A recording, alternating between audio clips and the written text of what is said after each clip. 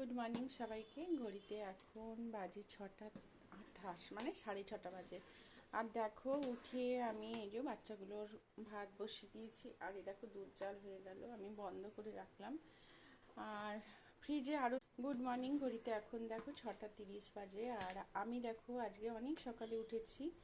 আর দেখো এই যে আমার অনেক কাজই হয়ে গেছে। এখন এই যে বাচ্চাগুলোর ভাত বসিয়ে দিলাম। বাচ্চাগুলোর ভাতটা করে নিলে না, ওদের তো দুটোর মধ্যে খেতে দিই, আর তাহলে ভাতটা ঠান্ডা হয়ে যায়। এখানে দেখো দুধটা জাল দিয়েছি, অল্পই দুধ আছে, ওটা চা খাবো।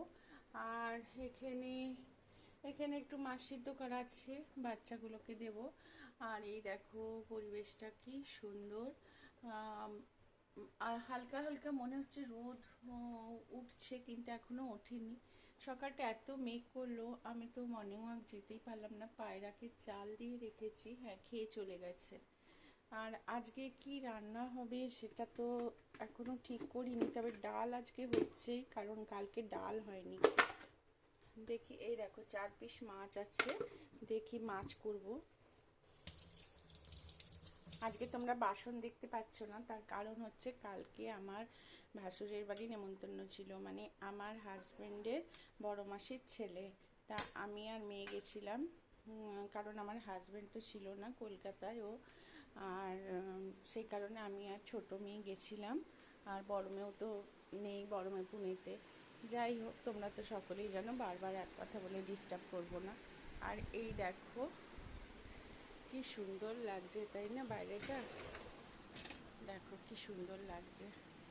তিনি ঘুমাচ্ছে, দেখো এটা।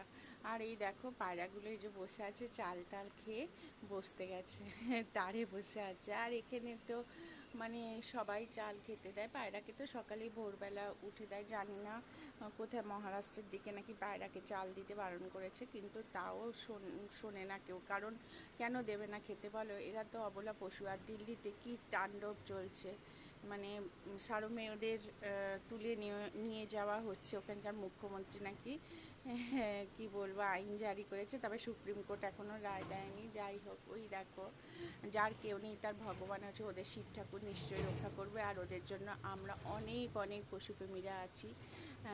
মানে আমরা, ওরা তো কথা বলতে পারে না, আমরা ওদের কথা বলছি, প্রতিবাদ করছি। তবে আমি যা দেখলাম দিল্লির ঘটনা নিয়ে, মানে পশুপ্রেমীর সংখ্যা প্রচুর প্রচুর প্রচুর।